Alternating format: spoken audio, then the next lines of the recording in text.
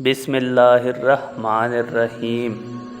سفیان voice کے ناظرین السلام علیکم۔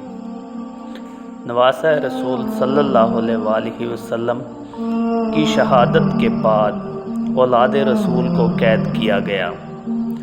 نبی کی بیٹی کو کوفے اور شام کی طرف لے جایا گیا۔ آگے آگے فوج یزید ناچتی ہوئی جا رہی ہے اور پیچھے پیچھے رسول اللہ صلی اللہ علیہ وآلہ وسلم کی بیٹیاں نواسیاں قید ہو کر چل رہی ہیں۔ فوج یزید کے ہاتھ میں تمام شہیدوں کے کٹے ہوئے سر تھے اور وہاں بغیر سر کے زمین کربلا پر لاشیں پڑی ہوئی تھی۔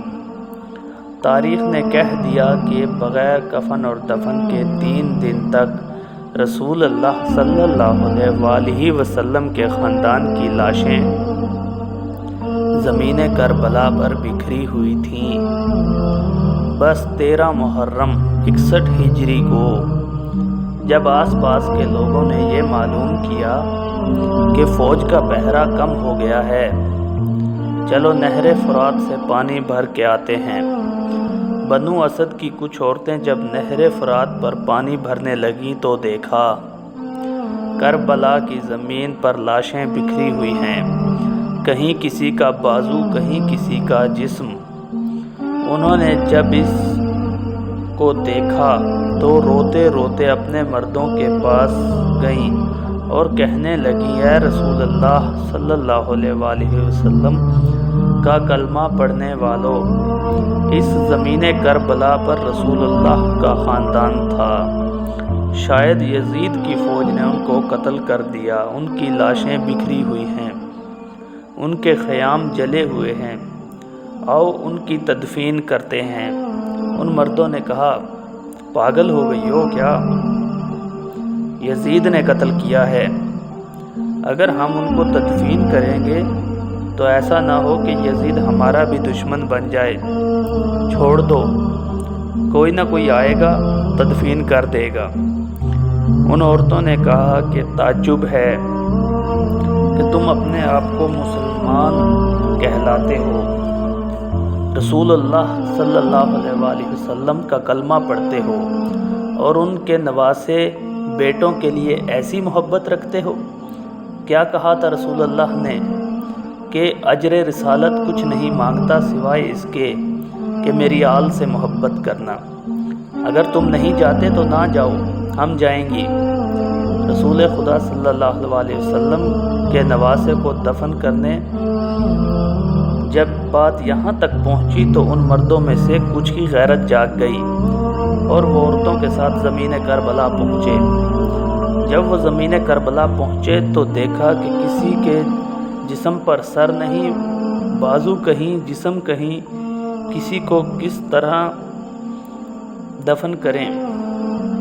انہوں نے سوچا کہ ایک بڑا سا کھڈا کھود کر سب لاشوں کو اس میں تدفین کر دیتے ہیں۔ وہ کھڈا کھود ہی رہے تھے کہ اتنے میں معجزے سے ایک گھوڑ سوار آیا۔ انہوں نے سمجھا کہ شاید کوئی سپاہی ہے، پوچھنے لگے، کون ہو تم؟ تو گھوڑے سوار رو کر کہنے لگا کہ میں رسول خدا کے نواسے کا بیٹا علی زین العابدین ہوں۔ اس جوان کو دیکھ کر سب کی آنکھیں بھر آئی۔ امام زین العابدین نے کربلا کی زمین سے امام حسین علیہ السلام کی لاش کو اکٹھا کرنا شروع کیا۔ کہیں سے امام حسین کی انگلی ملتی ہے، کہیں سے جسم کا کچھ حصہ ملتا ہے، کہیں سے پاؤں ملتے ہیں، کہیں سے کندھوں کا گوشت ملتا ہے۔ امام حسین علیہ السلام کی لاش کے ٹکڑوں کو رسول اللہ صلی اللہ علیہ وسلم کی آبا میں جمع کرتے ہیں اور ایک جگہ زمین کو تھوڑا سا کھودتے ہیں تو وہاں پہلے سے ہی قبر بنی ہوتی ہے۔ امام حسین کو اس قبر میں تدفین کرتے ہیں اور ان کے ساتھ اپنے بھائی علی اکبر اور علی اصغر کو بھی دفن کرتے ہیں اور ایک قبر بنا دیتے ہیں، اور وہاں جو ان لوگوں نے ایک بڑا سا کھڈا کھود دیا تھا وہاں دوسری لاشوں کی تدفین کرتے ہیں، اور اس جگہ پر آج بھی گج شہیداں کہا جاتا ہے، جہاں سب کی لاشیں ایک ساتھ دفن ہیں۔ جب لاشیں تدفین ہو چکی تو کسی نے کہا کہ ایک لاش رہ گئی، یہ دیکھو یہ کوئی بوڑھا صحابی ہے، ان کو دفن نہیں کیا۔ امام سجاد رو کے فرمانے لگے کہ یہ حبیب ابن مداح ہے، اللہ تعالیٰ یہ چاہتا ہے کہ اس کی لاش ایسی جگہ دفن ہو جہاں جب بھی کوئی امام حسین علیہ السلام کے پاس آئے تو ان کو سلام کر کے آئے۔ پھر آپ نے جناب حبیب کو تدفین کیا، سب جانے لگے تو امام سجاد نے کہا کہ رکو، ایک لاش رہ گئی۔ تو لوگوں نے کہا کہ ابھی تو کچھ نظر نہیں آتا۔ امام سجاد نے فرمایا کہ آؤ نہر فرات کی طرف۔ جیسے ہی جانے لگے تو ایک بازو نظر آیا، تھوڑا آگے بڑھے تو دوسرا بازو نظر آیا، تھوڑا اور آگے بڑھے تو جناب ابو الفضل عباس علمدار کی لاش نظر آئی۔ جناب غازی عباس کو اسی جگہ دفن کر دیا جہاں وہ گھوڑے کی زین سے زمین پر آئے۔ آج بھی قبر عباس اور قبر حسین ایک دوسرے کے آمنے سامنے ہیں۔ اللہ ہمیں عمل کی توفیق دے۔ ناظرین، امید ہے آپ کو آج کی ویڈیو اچھی لگی۔ اچھی لگنے کی صورت میں ویڈیو کو دوستوں کے ساتھ شیئر ضرور کیجیے